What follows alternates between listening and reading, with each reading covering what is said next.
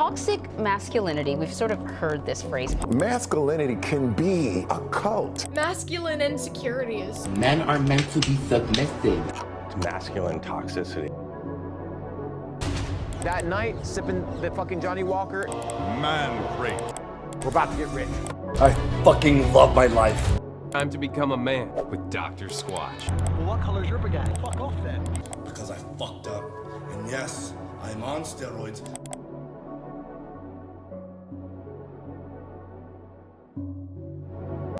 One of the worst things about liberalism is that it strips you of your identity and tells you that you're better off for it, but then when your natural longing for it remains, it just sells it back to you in some reduced and degraded form. So on the one hand, it's like, hi, it's me, a feminist. I'm here to talk to you about masculinity, toxic masculinity. And then you got this whole like cottage industry of like, step aside, snowflake. I'm a real man with real man tattoos and real man whiskey. And for $100 a month, I'll teach you how to be a real man like me. So to summarize the experience, essentially, you attack masculinity, you make men weak, and then they feel anxious all the time, and then you just like double down on that, and you say, you know, it's these other men who are the problem. They're toxic. They're holding you to these unfair standards, you poor thing. And then we can solve this problem by making all men even more feminine.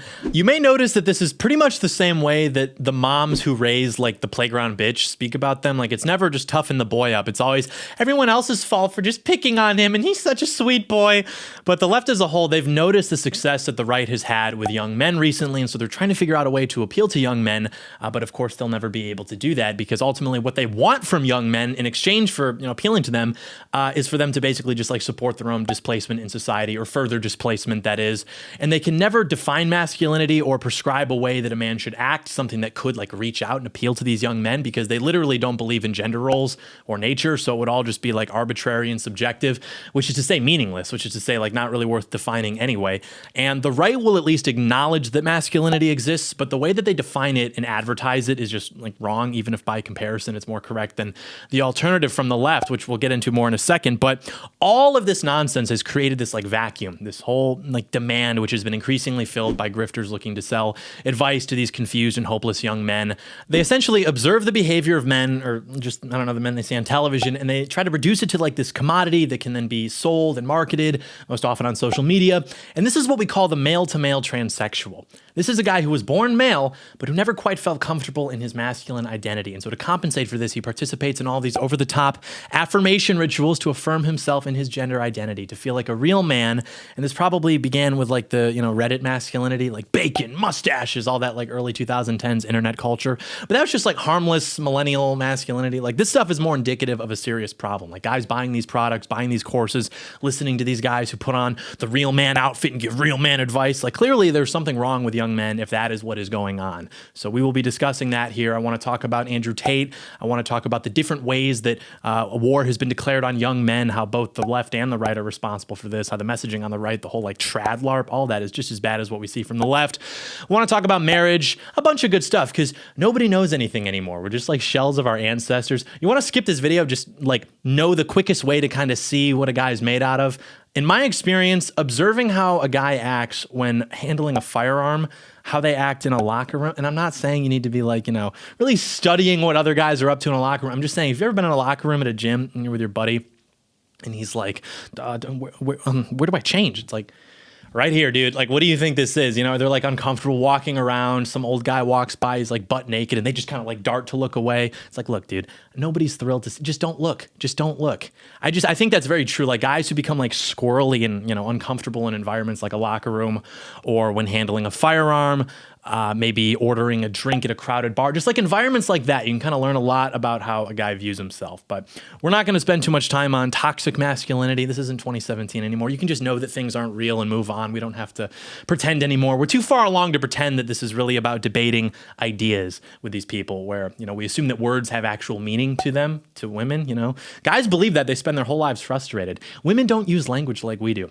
They detect the polarity of a word. Does this mean good or bad? And then whatever they want you to do is good good words, and if you don't do it, then that's bad words. So if trad is good, then it's trad to cave to her demands. If based is good, it's based to stay home and watch movies with her, and it's cringe and degenerate and liberal to go hang out with your friends or whatever. Or if inclusivity or equity are good, well, then it's equitable to just let her do whatever she wants all the time. Toxic masculinity is when you don't let her do whatever she wants all the time. She wants healthy masculinity and emotional intelligence, which is when you let her do whatever she wants all the time. That's all that means. Men develop written languages because we have ideas to communicate. Most of the world doesn't have anything to communicate beyond like what they want and what they don't want. And then it's all about just like using sounds to manipulate you into participating in that outcome. It's by using your language. Do not do it.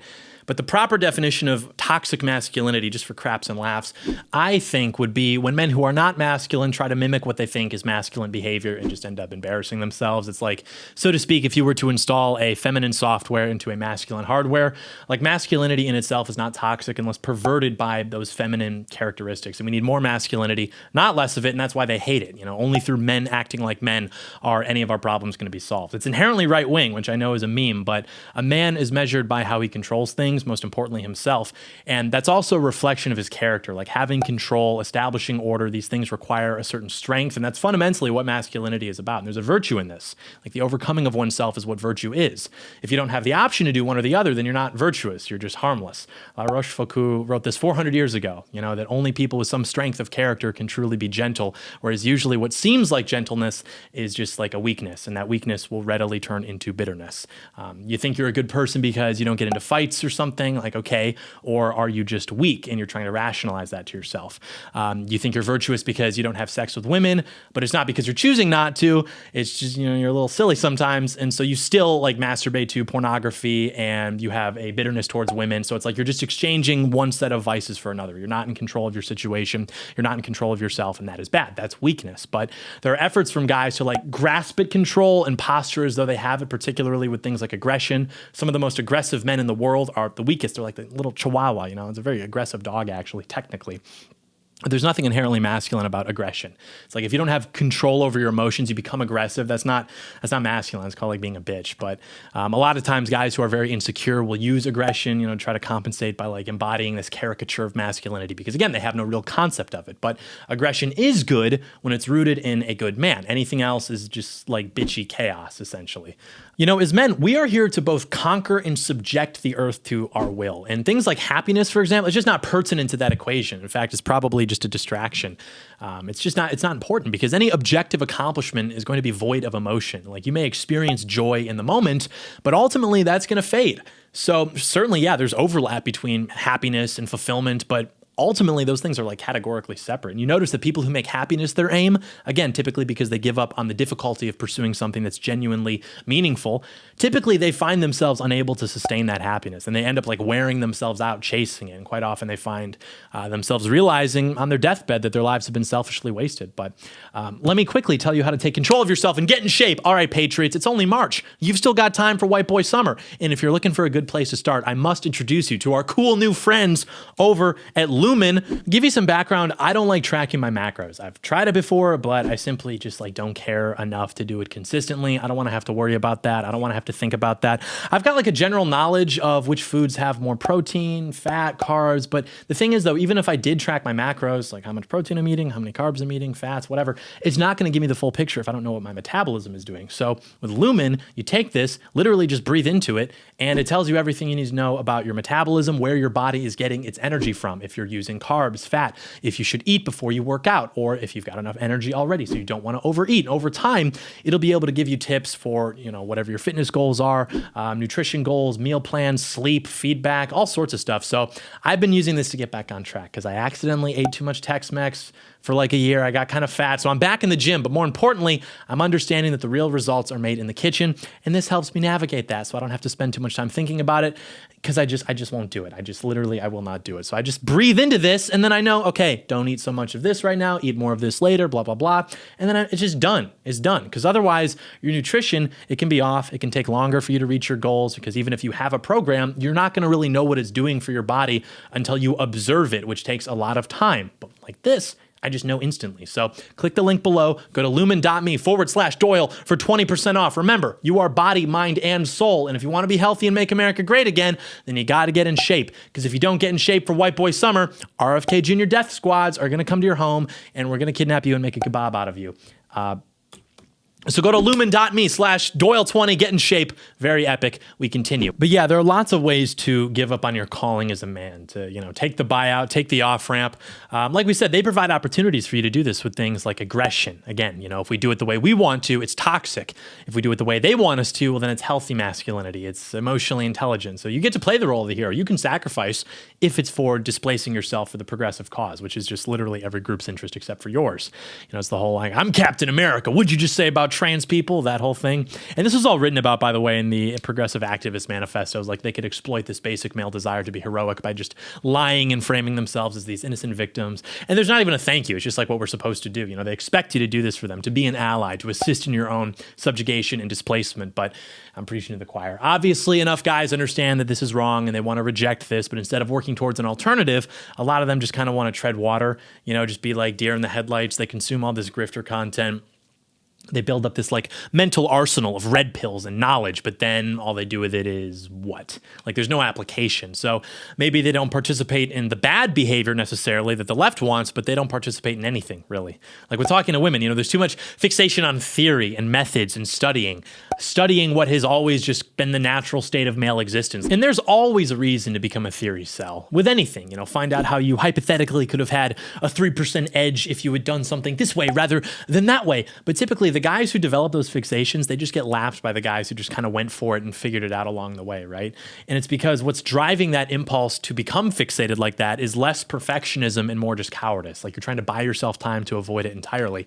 And that goes for a lot of things. I mean, weightlifting, martial arts, women, business, pretty much everything. Creative projects. I'm not saying I don't get it, by the way. I get it. I'm not saying just, go talk to her, bro. I understand that things are totally different now from any other point in our country's history. I get why people do this. I'm just saying you shouldn't have to do this. Like guys have sought guidance and advice from other guys forever, but this idea that you need to like hack your way into getting up before 10 a.m. or figure out like some sort of system to get a girlfriend, like these are things that guys would have just stumbled into. They would have done these things naturally. You don't need to overthink it and strategize it. You wouldn't have needed to consume a bunch of content or buy courses about how to talk to girls. It would just sort of like happen. You would just sort of make it happen unless you were a total loser, but even those guys eventually would figure it out. But everything is much different now, obviously. And it's not your fault, but nonetheless, it is your responsibility to play the cards that you're dealt. It sucks. Such is life. But this all works. This whole system treads along when boys are well behaved. And it doesn't work when boys stand up for themselves and for what's right. And the best way to have well behaved boys is to simply make them the least like boys as possible. Make them like girls. Girls are the model. And so your masculinity for your entire life has been quite unnaturally and purposefully subverted, including in ways which perhaps have never even occurred to you. And we're going to go through that entire list in just a second here.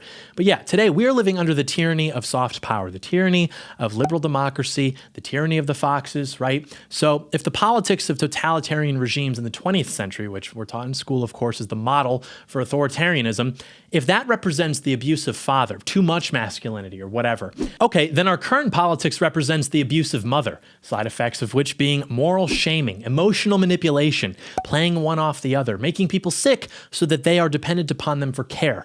After everything I've done for you, you treat me this way, keeping them eternally dependent upon you. Whereas when men were exclusively in charge of the political decisions in this country, you saw the male excesses displayed, right? Insensitivity to suffering, competitiveness, intolerance of failure, etc., which frankly, I would prefer. It tends to create something more closely aligned with what we might call civilization. But we live under something much different right now. We live under a gynocracy. People feel its effects and they hate it. And occasionally you have things that occur to channel these feelings. And I think that Andrew Tate is the best recent example of this. Men don't want to be made weak by our moms so that we have to be dependent for our entire lives and taken care of. But when I first heard about Andrew Tate, it was in 2018. He was selling the Cam site courses at the time, I think, so you could grow up and learn how to run your very own campsite. And he was involved with like Jordan Peterson's daughter or something too. So he's been around for a long time. And when I first heard about him, I didn't like him because it's, those reasons, obviously, with the kind of content I make. And you got this guy who's like a masculinity guru. He's trying to sell courses on virtually pimping women. Okay. But then in 2022, he starts blowing up. And I thought he was pretty funny. I thought he had some pretty good anti-feminist talking points. I liked that he was a decent fighter. But now in the past year or so, he seems to have been doing this like red pill matrix grift, which I think is really cheap, where again, you have to buy his courses so you can get the secrets on how to escape the matrix. They don't want you to know this. And, they'll call him an anti-Semite, probably because they're trying to get him in as much trouble as possible. The real problem that they have with him is that women, including and especially conservative feminists, are mad at him. And their simp husbands want to get pats on the head for calling him out and saying he's not a real man, which again, I'm not a Tate fan, but my reasons are not in the driver's seat for why people are taking issue with him. Even though I think the whole anti-matrix with the occasional allusion to, Messianism or whatever, I think that's cringe. The reason people have a grudge against him is because of the things that he says about women, even if he doesn't lean into that so much anymore like he used to.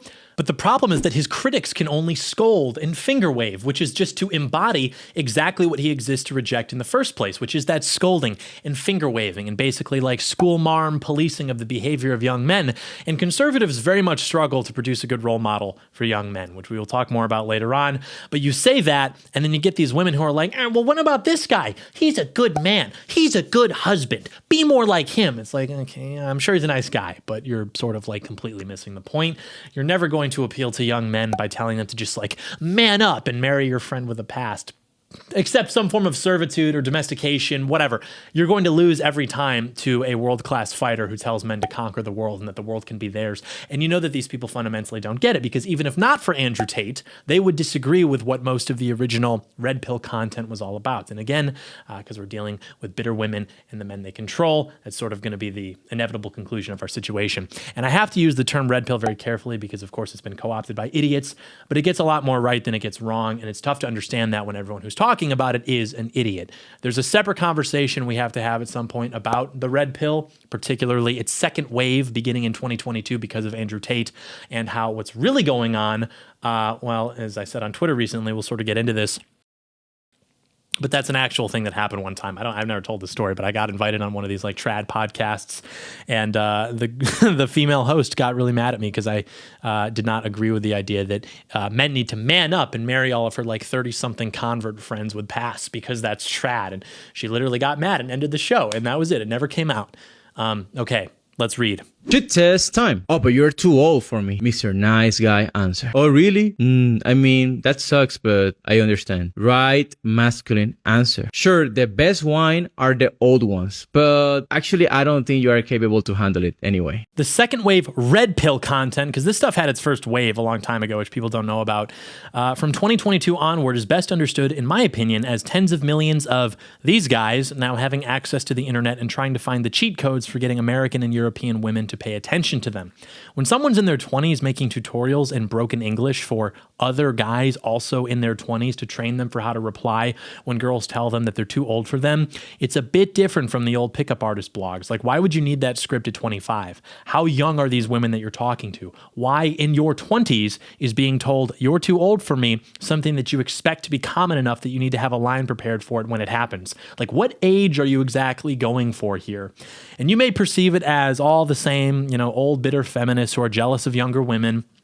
But what's actually in the driver's seat now are cultures which actually have, we'll say, very different attitudes about women and how young is too young. In which, by the way, AstroTurf, your favorite based influencers, to ad hoc describe uncivilized behavior as based, so that what the right believes about itself here in the West is obfuscated and ridiculous. And this is the brilliance of the Andrew Tate model. You can't really understand Andrew Tate without understanding that he's really the first major influencer to come up in an era when social media is now a global phenomenon. Your audience is no longer just predominantly people in the West. Imagine the median global citizen reason. The resentment towards whites or Jews who they think are just white people, this general feeling that there's some force outside of their control that's responsible for their situation, the superstition. I don't know if you know that about people of the equator. This has been known for a very long time, like anthropologically. They have a natural predisposition towards superstitions, much more than we do in the West. It's everywhere, but a lot of subject matter there. So you tell them about the Matrix, buy my course for the secrets. Everyone's the same. These people just have the secrets, and they oppressed you. That's why they get Bugatti. It's like the purity spiraling. Everyone's lying to you. They're all compromised. They're controlled by this invisible cabal. Like literally, if you had to construct a social media model for an influencer to cast the widest net possible for a global audience of men, it would be Andrew Tate. That's not exactly a good thing, but that's what it is nonetheless. And I'm not saying that he's completely off mark with the messaging necessarily. I'm not like denying what he's saying in totality. I'm just saying there's a natural impulse in certain types of people to just eat this kind of content up in particular, this messaging, this sentiment. And part of understanding his success is understanding that. 10 years ago, it would have been harder to do this, because nobody in the West would be your ally if you're going to speak how he does about women and a lot of other things. And I'm not saying it's good that no one would ally with you for that, but now he's making allies because he's not Christian. He promotes Islam.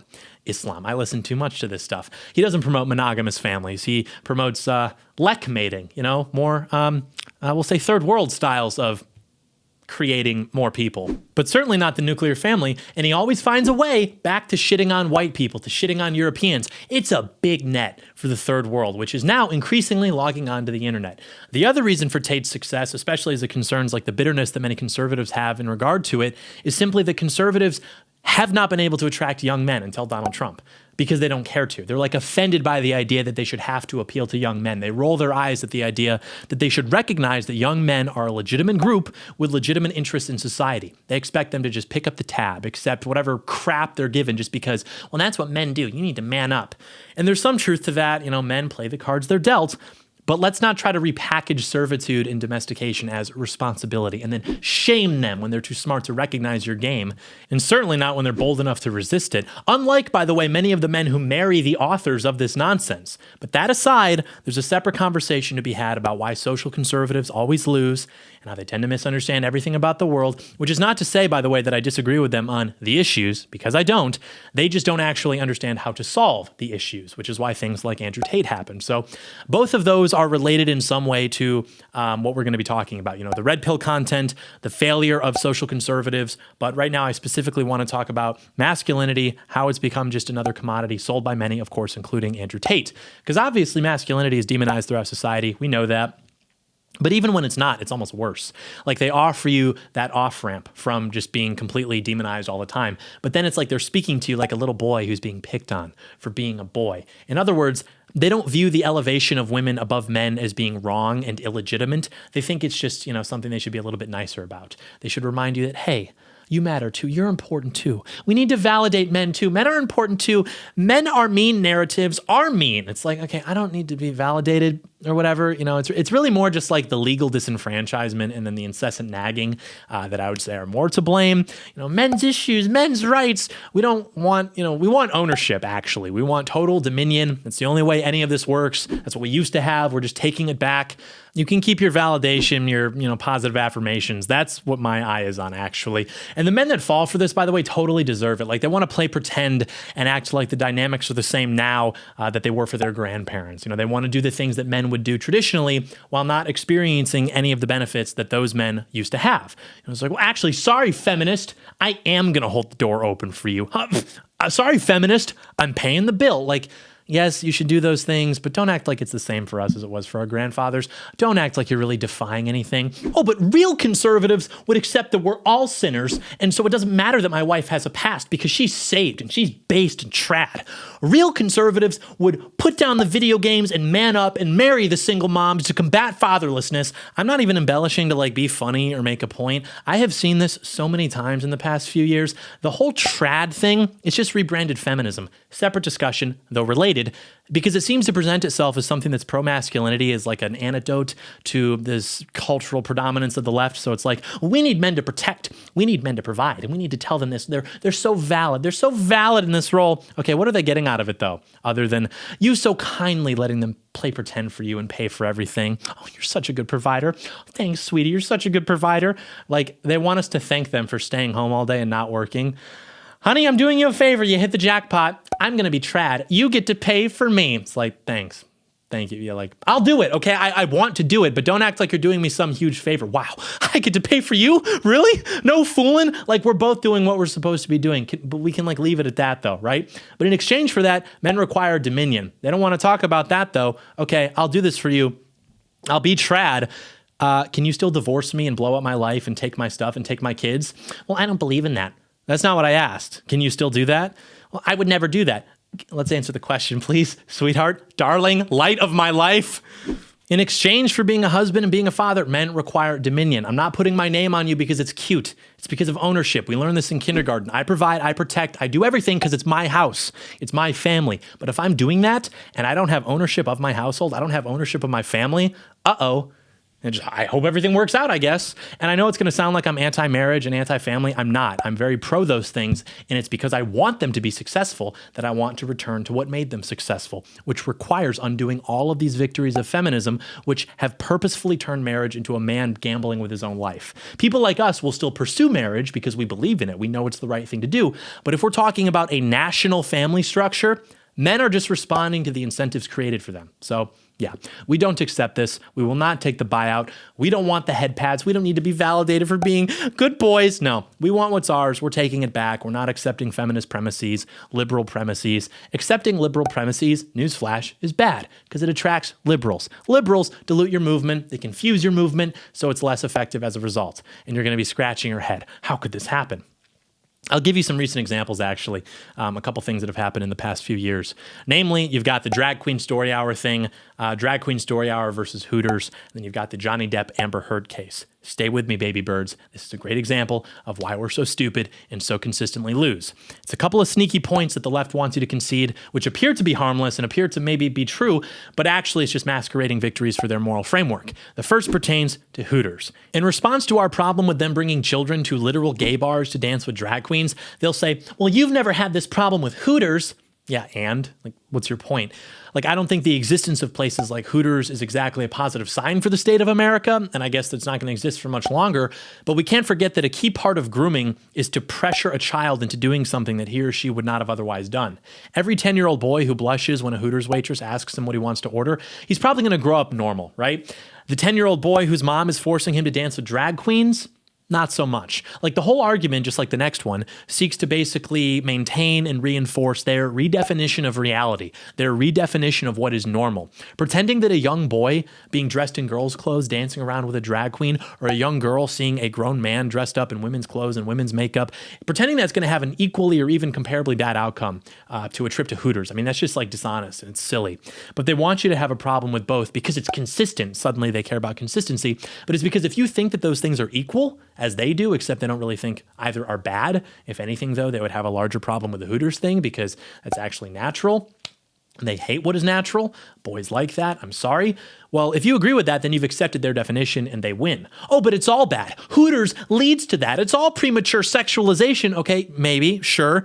The point is we simply can't pretend that what is natural is the same as what is unnatural. What is natural can still be harmful to children, but what is unnatural will always be harmful to children. If you took my son to Hooters, I might give you a hard time about it, but if you took my son to a drag show, I would break your teeth. This is the normal position of every dad. Social conservatives think that they're being smart by agreeing with the left's position on this, but they're not in the driver's seat for the reasoning behind it. And so all it does is give the left greater power and legitimacy, which they don't understand because they're stupid. And I'm obviously a very socially conservative young man, but I'm also looking to solve problems and not just nag and finger wave and be stupid.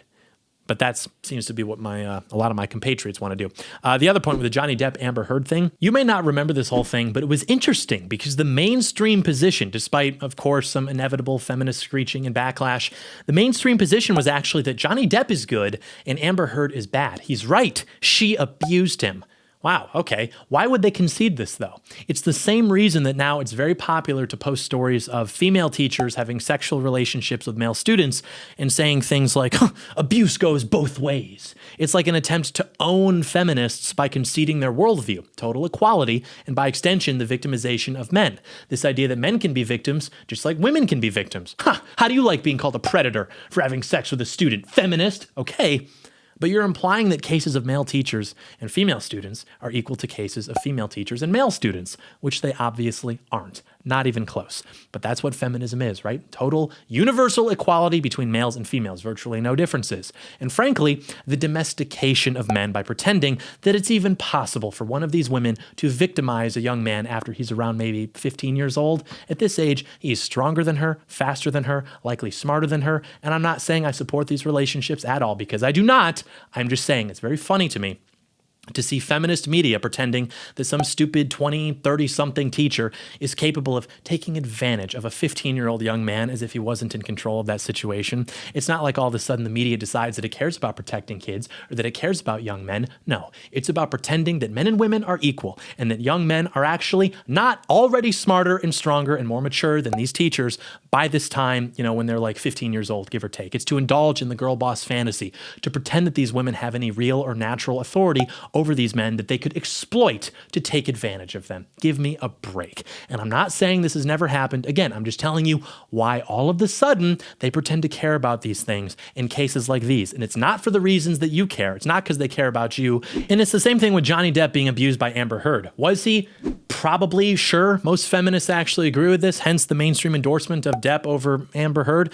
But suggests that a man takes control of his household to prevent his woman from ever being that out of line, well, then you find out very quickly what they really think about male and female relationships. Because the real abuse is done not by some, I hit you. It's done legally. It is illegal for men to take control of their households. Men no longer have ownership of their households. There are legally enshrined financial and social incentives for women to destroy households. Can men be victims at the hands of women? Sure. But it's not the same as vice versa. The same when teenage boys have relationships with teachers versus when teenage girls do. It's just not the same. And anybody suggesting otherwise is dishonest. Not to say that these things aren't bad. They're just not in the same category. We're so used to hearing about how men are bad, men are awful. The second we get a chance to own them by saying, you're bad, no, now we're the victims, we take it because we forget that we're not supposed to embrace being a victim, tempting as it may seem. That's feminine. I acknowledge terrible things happen to everybody. But there's a reason that the mainstream position is that we need to acknowledge male victims too, and it's not because all of a sudden they care about you. It's because their worldview of total equality requires that you abandon your traditional role and ethos as a man. And if they can convince you that you're owning them or that it's in your best interest, all the better, no problem. Think of it this way. As a man, nothing is your fault, but everything is your responsibility. Okay, fair enough. So how do we fix it? Same way anything has ever been fixed. This happens when men get together and they advance their interests. Things happen when men decide that it's time for them to happen. But it's tough for men to get together these days. It's literally illegal to have male spaces now. Think about the spectrum of masculinity and femininity. You add more femininity to something, it becomes less masculine, vice versa. Now you have spaces that are not attractive because there's more women. There's more femininity, less masculinity. The dynamic changes. And there are times for men and women to hang out. These are not the times we're describing. We need to focus. That's probably the biggest one. There have been a lot of attacks on masculinity, and we hear so much about the war on masculinity from the conservative feminists and their simp husbands. No one ever talks about the things that actually matter. It's always through the lens of the female mind. It's like, well, I don't like that the dads on TV are stupid. It's degrading. I'm not stupid. I'm not like that. Okay, I get what you're saying, but Peter Griffin's hilarious. And if we weren't dealing with all these other things, maybe we could survive men sometimes being dumb on television. So there are a lot of these, obviously. You could tell that by just looking at the state of the average modern man.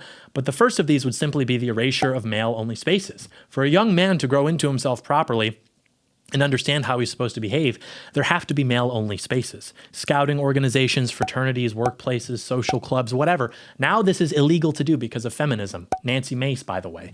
And this is simply because the only thing that accomplishes anything throughout the history of the world is close networks of capable men. And so you simply make it so those can't really exist anymore or come about naturally. When women get involved in these organizations, they make them more feminine because female behavior is by definition feminine. And if that which is more feminine is less masculine, it will be less compatible with men. That's just how it goes. Whose interests, of course, by definition, are more masculine. And pretty soon men just won't have an interest in getting involved. They'll check out, so to speak. And the men who remain involved are the ones who are more feminine, more able to get along with these more feminine interests. They butt heads less with women, either because they're too cowardly to stand up to them or because they themselves are more feminine, just as feminine as the women. But ignoring your grand ambitions and projects, it is nonetheless true that for men to develop properly, there need to be male-only spaces. Men need to be able to check each other and to regulate their behavior, and this was eliminated throughout society precisely to confuse young men and to obfuscate their sense of direction. The next attack on masculinity would be somewhat related to this, actually, simply homosexuality.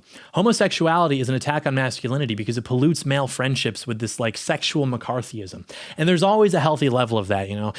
You're gay. No, dude, you're gay. You're gay. You kiss boys. Okay, and you kiss boys and like it. Whoa, it's like that's always going to go on a little bit, right? But the fact that young men are growing up now in a world where this is pushed everywhere doesn't necessarily guarantee that they're going to turn out that way, but it does poison the signaling necessary for male friendships.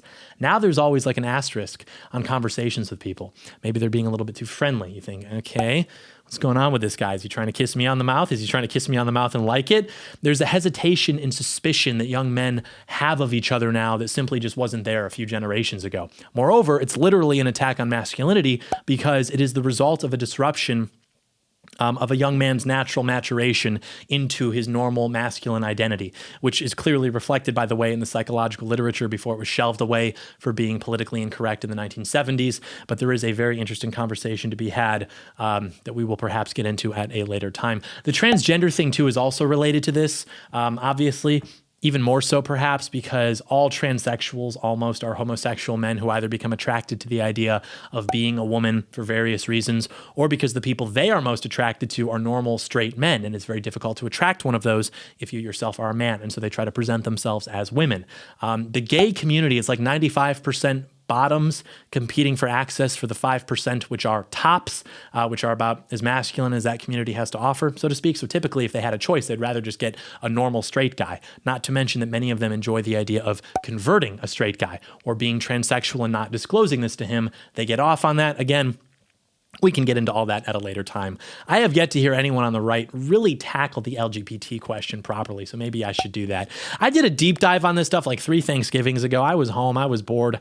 We learned a lot of interesting stuff. We'll say that much. So maybe we'll cover that at some point. But there's, of course, the erasure of heroes, the promotion of the feminine, the mediocre, the celebration of equality as some kind of virtue. Our history isn't taught anymore. We don't know anything about the men who built this country, you know, fighting, war, all the things that are cool. It's framed in terms now of self-defense and liberation. The idea of taking something just because you want it is vilified and mean. You can't manifest destiny. No, it has to be because they attacked first. I had to liberate from the oppressor. You've also got the redirection of the masculine impulse into the gay progressive cause, white knighting, you know, being an ally, punching a Nazi. These are the only socially acceptable expressions of what you might call masculine behavior. There's, of course, the breakdown of the family structure, particularly in patriarchy. All of these really do deserve their own discussions. I know that, but essentially the institutions in place which made marriage work for the normal person have been hollowed out or made illegal. Men are no longer the heads of their households. They might feel that way. They might be, the big man, the strong provider, the big protector. You know how like single moms describe their sons? He's my little protector. They have no authority in their house anymore. No-fault divorce is the greatest example, but of course there are many. Again, separate conversation, all done intentionally, by the way. But you've also got the refusal of responsibility. I think child labor laws are a good example of this. They don't let teenage boys like 12, 13, 14, they don't let them get jobs. Oh, because it'd be exploiting my little boy. But it's really because they want to slow their maturation. And because if all of a sudden 13-year-old American boys were in the workforce, they'd be competing for jobs with people into their 40s who are still working bullshit jobs because they're low IQ, they're quite often foreign. So it's a way of suppressing the supply of labor by not including those who would be capable and who would be competitive even at that age, these teenage boys who want to work. That was me, dude. When I was 12, the biggest problem I had is that I needed money to fuel my schemes, but nobody would hire me because it's illegal, so I had to get creative. But anyway, male behavior generally is also illegal. I don't even mean like the Me Too stuff. That's a huge problem as well. I mean, you can't fight. You can't defend your honor. You can't defend your property. You can't defend your daughters. Best you can do is take like a LARP photo on prom with your shotgun. You can't do anything. And if you've ever been in a fight before, it's like 2 separate competitions begin at the same time. It's you and the guy, and then it's also the 2 of you versus all the women and gay guys who immediately run over like, stop, stop. They're like offended by the idea of violence. They don't care about the safety. They're scared of what they're seeing happen.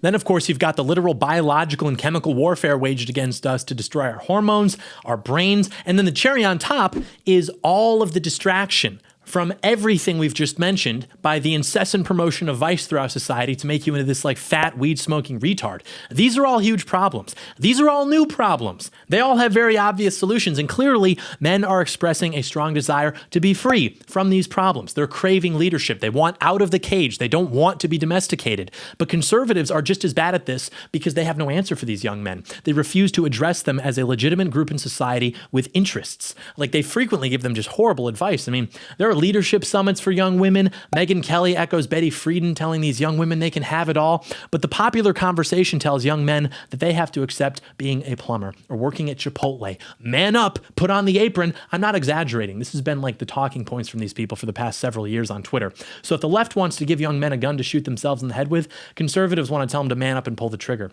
That's why so many men are attracted to the red pill stuff, because Andrew Tate brought it back and told these men they could be free.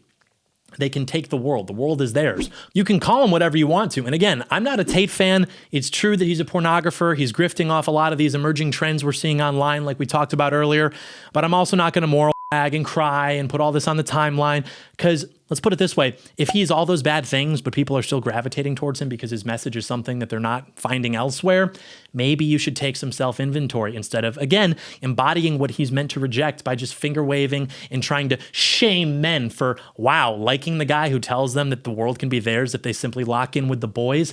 The answer is not to tell men that they need to shut up and sit up straight and aspire to the greatness of a family. Aspire to the greatness of taking care of your wife. I'm not anti-family. I'm very pro-family. I love women. I cherish women, but there is a balance. There's something in between, a third position, if you will, where you have a family. You're a good husband. You're a good father, but it's not your greatest ambition in life. It's your legacy. It's the most important thing you'll ever do, but it's not all you want out of life, right? There's this weird thing going on the right where people have tried to make starting a family into this like cynical anti-regime act of defiance.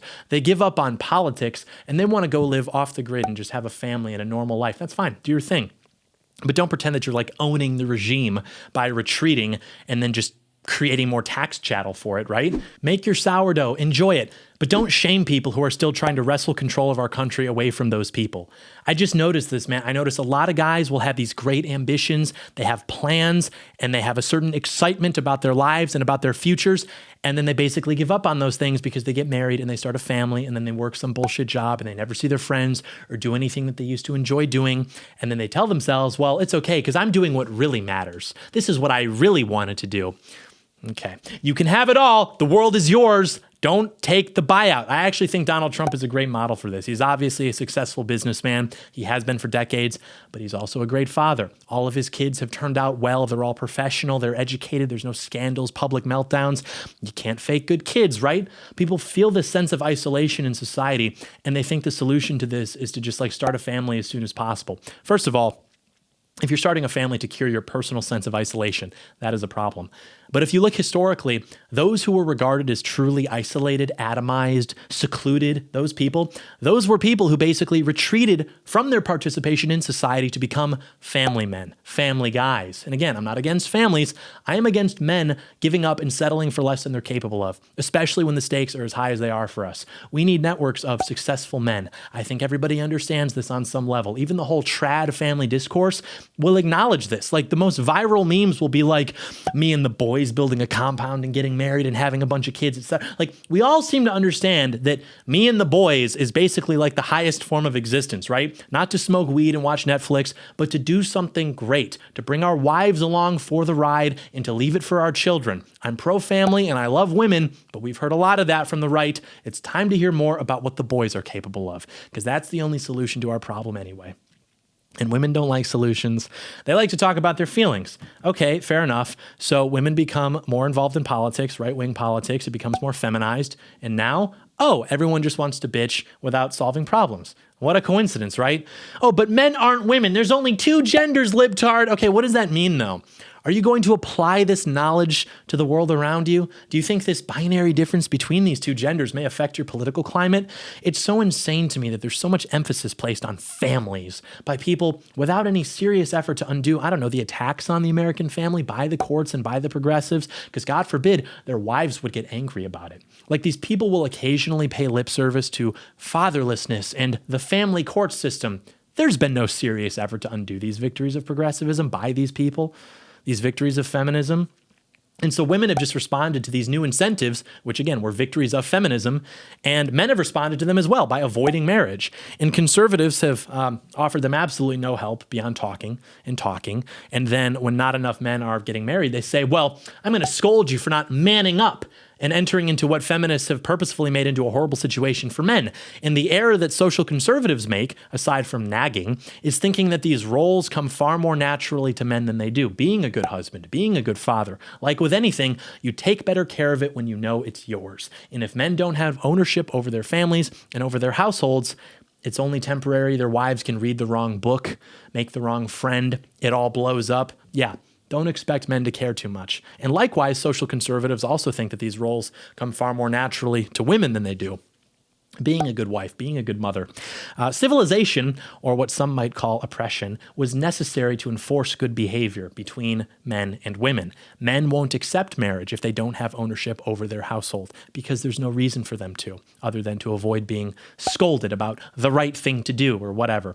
Which for us is enough reason. We'll do it. But again, we're scaling this to all of society here. And women basically need to experience what feminists call oppression in order for them to behave properly.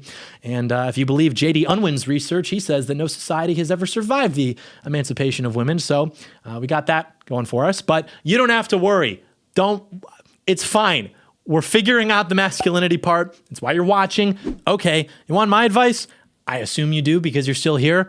For the past 15 years, I've pretty much tried to do whatever I thought would be the next funniest thing or the next most interesting thing. I'm a big believer in that. You know, when I was growing up, my dad always had these great stories that he would tell us about when he was growing up. That's the dad lore. You need dad lore. You need to get into some shit. The bottom line being that you have no masculinity if you have no patina. Men do things. If you haven't done anything, you're not a man. You can't be. That's how it works. You can present yourself as a man. You can recognize who men are, teach yourself to mimic them, internalize things that they tell you.